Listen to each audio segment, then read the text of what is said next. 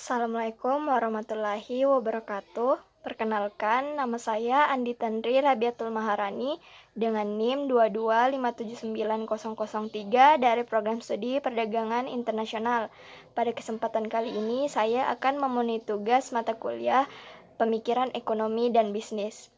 Adapun judul materi yang akan saya bawakan yaitu peran teori marginal dalam penentuan harga pasar. Baik, materi yang pertama yaitu teori marginal. Teori marginal adalah salah satu konsep fundamental dalam ilmu ekonomi yang menekankan pada analisis perubahan kecil atau tambahan dalam variabel ekonomi untuk membuat keputusan yang lebih tepat.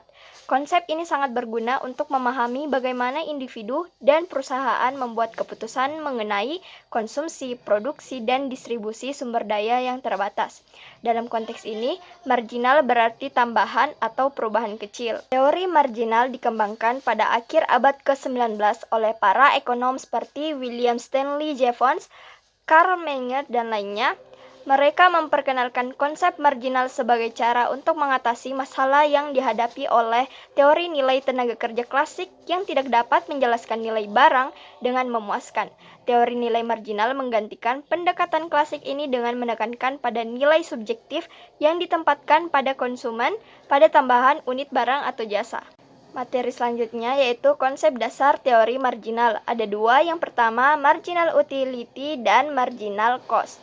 Marginal utility adalah konsep yang mengukur tambahan kepuasan atau utilitas yang diperoleh seseorang dari mengkonsumsi suatu unit tambahan barang atau jasa. Marginal utility menurun seiring dengan peningkatan konsumsi, sebuah fenomena yang dikenal sebagai hukum marginal utility yang menurun. Ini berarti bahwa setiap unit tambahan yang dikonsumsi memberikan kepuasan yang lebih sedikit dibandingkan unit sebelumnya. Sebagai contoh, seseorang yang sangat haus akan mendapatkan kepuasan besar dari gelas air pertama, namun gelas kedua dan seterusnya akan memberikan kepuasan yang semakin menurun. Hukum ini penting dalam pengambilan keputusan konsumen karena membantu menjelaskan mengapa konsumen berhenti mengkonsumsi suatu barang setelah mencapai titik tertentu, ketika marginal utility dari unit tambahan menjadi lebih rendah dari harga barang tersebut. Yang kedua, marginal cost adalah tambahan biaya yang dikeluarkan untuk memproduksi satu unit tambahan barang atau jasa. Konsep ini sangat penting dalam pengambilan keputusan produksi dan penentuan harga. Marginal cost biasanya bervariasi tergantung pada tingkat produksi dan seringkali berbentuk kurva U, di mana biaya marginal awalnya menurun seiring dengan peningkatan produksi karena skala ekonomi. Kemudian mulai meningkat setelah mencapai titik tertentu karena diseconomies of scale. Pentingnya marginal cost terletak pada penggunaannya dalam penentuan harga dan kuantitas produksi. Perusahaan yang rasional akan terus memproduksi sampai marginal cost sama dengan marginal revenue atau pendapatan marginal untuk memaksimalkan keuntungan. Materi selanjutnya yaitu penentuan harga pasar. Interaksi antara permintaan dan penawaran. Yang pertama, kurva permintaan. Kurva permintaan menunjukkan hubungan antara harga suatu barang dan jumlah barang tersebut yang bersedia dibeli oleh konsumen pada berbagai tingkat harga. Biasanya, kurva permintaan memiliki kemiringan yang negatif, yang berarti bahwa ketika harga turun, jumlah yang diminta meningkat dan sebaliknya. Hal ini mencerminkan hukum permintaan yang menyatakan bahwa ada hubungan terbalik antara harga dan jumlah yang diminta. Ceteris paribus atau dengan asumsi faktor-faktor lain tetap. Faktor yang mempengaruhi permintaan, yang pertama pendapatan konsumen. Peningkatan pendapatan cenderung meningkatkan permintaan untuk barang-barang normal. Yang kedua, selera dan preferensi. Perubahan dalam selera atau preferensi konsumen dapat mempengaruhi permintaan. Yang ketiga, harga barang terkait. Permintaan untuk barang tertentu dapat dipengaruhi oleh perubahan harga barang substitusi atau komplementer. Yang keempat, harapan masa depan. Jika konsumen mengharapkan harga akan naik di masa depan, mereka mungkin membeli lebih banyak sekarang. Yang kedua itu kurva penawaran. Kurva penawaran menunjukkan hubungan antara harga suatu barang dan jumlah barang tersebut yang bersedia diproduksi dan dijual oleh produsen pada berbagai tingkat harga. Biasanya kurva penawaran memiliki kemiringan positif yang berarti bahwa ketika harga naik, jumlah yang ditawarkan meningkat, dan sebaliknya. Hal ini mencerminkan hukum penawaran yang menyatakan bahwa ada hubungan positif antara harga dan jumlah yang ditawarkan, ceteris paribus. Adapun faktor yang mempengaruhi penawaran, yang pertama biaya produksi. Perubahan dalam biaya produksi seperti biaya bahan baku dan tenaga kerja dapat mempengaruhi penawaran. Yang kedua, teknologi. Kemajuan teknologi yang meningkatkan efisiensi produksi dapat meningkatkan penawaran. Yang ketiga, kebijakan pemerintah.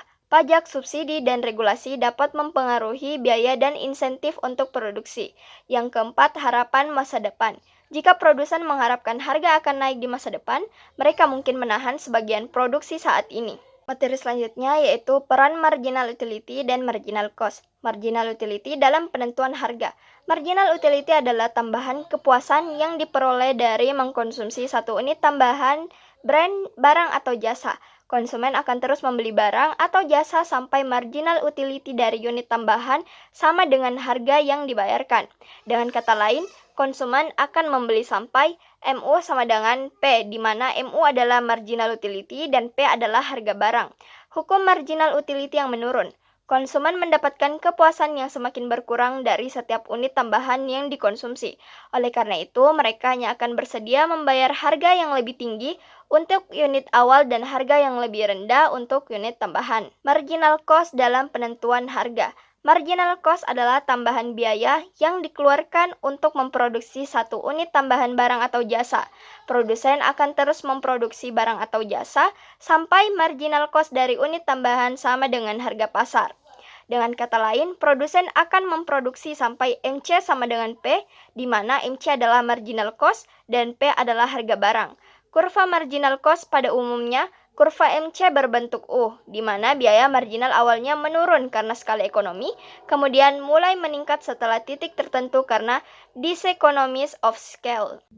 Materi selanjutnya yaitu aplikasi teori marginal dalam praktik.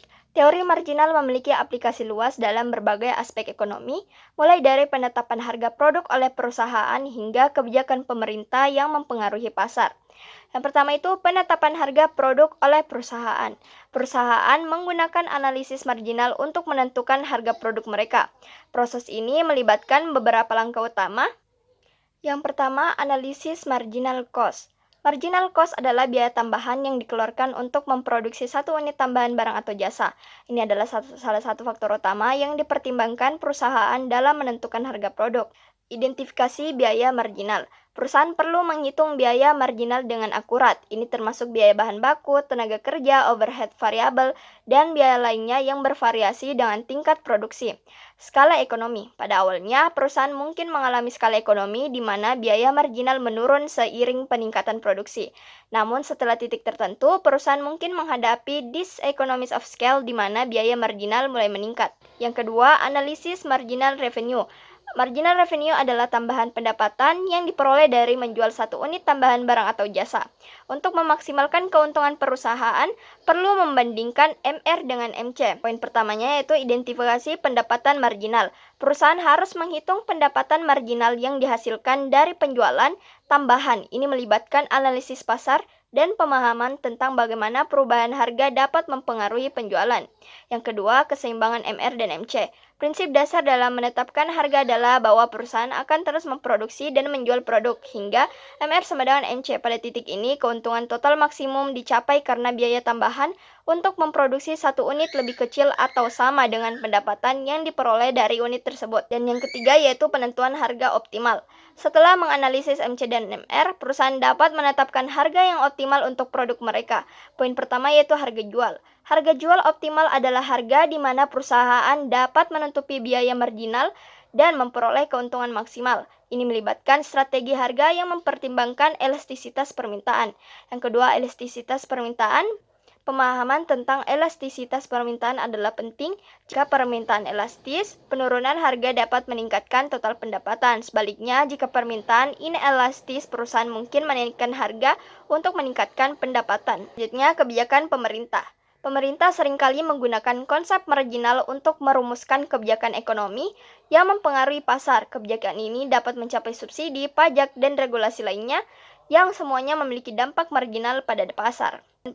Pertama, subsidi. Subsidi adalah bantuan keuangan yang diberikan oleh pemerintah kepada produsen atau konsumen untuk mendorong produksi atau konsumsi barang tertentu. Poin pertamanya, dampak marginal subsidi. Subsidi mengurangi biaya produksi atau harga yang dibayar oleh konsumen yang pada gilirannya meningkatkan penawaran atau permintaan. Subsidi dapat menggeser kurva penawaran atau permintaan ke kanan, menurunkan harga keseimbangan dan meningkatkan kuantitas perseimbangan. Yang kedua yaitu pajak. Pajak adalah biaya yang dikenakan oleh pemerintah pada produsen atau konsumen yang dapat mempengaruhi harga dan kuantitas barang jasa di pasar. Dampak marginal pajak. Pajak meningkatkan biaya produksi atau harga yang dibayar oleh konsumen yang mengurangi penawaran atau permintaan. Pajak dapat menggeser kurva penawaran atau permintaan ke kiri, meningkatkan harga keseimbangan, dan mengurangi kuantitas keseimbangan. Ketiga, regulasi. Regulasi adalah aturan yang dibuat oleh pemerintah untuk mengendalikan cara kerja pasar. Regulasi dapat mempengaruhi produksi, harga, dan konsumsi barang dan jasa. Baik, mungkin hanya itu yang dapat saya sampaikan. Wassalamualaikum warahmatullahi wabarakatuh.